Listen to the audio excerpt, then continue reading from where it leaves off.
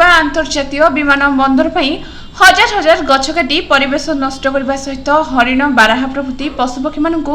बासहरा करने सहित साधारण जनता प्रति विपद सृष्टि करुच्ची स्थानीय बलभद्रपाटना ग्रामवासी। एसहित जदि यह कार्य को बंद करा न जाए ग्रामवासी भोट वर्जन करेंगे पुरी जिलापाल को लिखित अभियोग कर बलभद्रपाटना ग्रामवासी और महिला ग्रुप।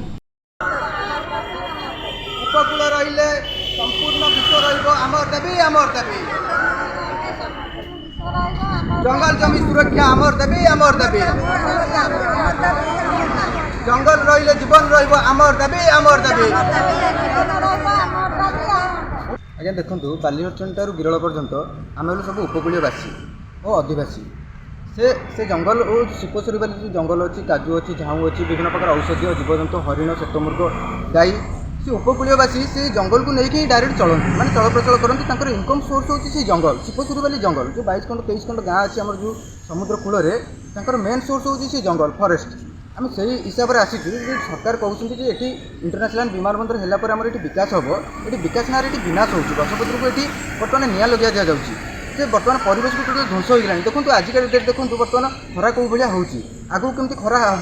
कौ भाया गरम लोक केमती निस्तार पाइबे से ऊपर बर्तमान आम उपकूल बंचवा दरकार आमर जो इनकम थिला जो जंगल को लेकिन जो आम इनकम गोरु गाई छेली मेढ़ा आम जो इनकम करूँ जो काजू जो आम इनकम करूँ शह वर्ष जो ताल गछ जो प्रकार सब गछपत्र अच्छी से इनकमटा को आम बजाई रखा चाहूँ तार मेन्टेनान्सटा आम बर्तमान खाइबा चाहूँ जो कौन काजू फाजू जो कौन फल फल जो फ्रूट अच्छी जो द्रव्य प्रकार द्रव्य अच्छी आम से सुरक्षा देकरी आम उपकूल को सुरक्षा देवा चाहूँ और उपकूल जहाँ सब काजू हो ना झाऊ हो आम गछपत्र लगे आज पर्यंत आसी देखो गोटे पटे राज्य सरकार हुआ केंद्र सरकार अनुमति आसी सारी से विकास हम बोली जो जनशुणाणी करा ठीक से समय जनशुणाणी निष्पत्ति सरी कारण गोटे पटे श्री जगन्नाथ विमान बंदर से कार्यक्षम हम बोली अलरेडी एक प्रकार निष्पत्ति सरी या जो प्रतिवाद करने आसुँच कौन ये असुविधा कौन है आज्ञा देखो आम पुरी जिले में गोटे इंटरनेशनल हॉस्पिटल ना कि गोटे इंटरनेशनल एयरपोर्ट केमी हम 60 किलोमीटर दूरतार गोटे इंटरनेशनल एयरपोर्ट अच्छी जोटा कि आज पर्यटन लॉस कही चलती सिटी एयरपोर्ट कर कौन आप सरकार पाइबे ये तो आम उपकूल लोक बंचवा दरकार ना उपकूल अधिकार अच्छी उपकूलवासी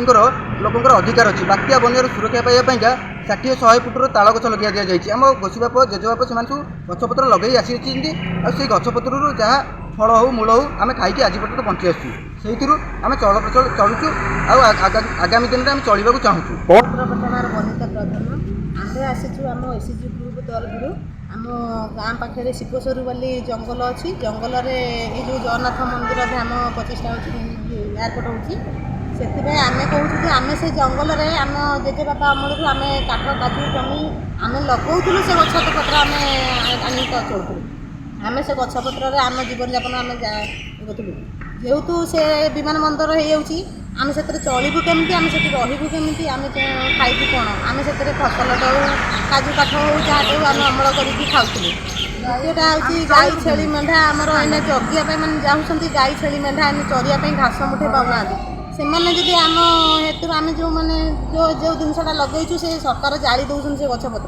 गछपत्र रोनी आम छाई बिना भी गरम रही आम जो परिवेश दूषित रोचु आपण मैंने जाकि देखूँ किंतु से जगटा अच्छी कौ स्तर अच्छी से कौ स्तर किंतु आम गाई मेढ़ा छेली बंची पारना कि आम मैंने भी बंची पार्नु गरम निश्वास आम नहीं पारुनु जेहेतु आम चाहूँ एसी ग्रुप आम गछपत्र लगे से आम जीवन यापन आम जीवन आम अमलटा आम काटू आम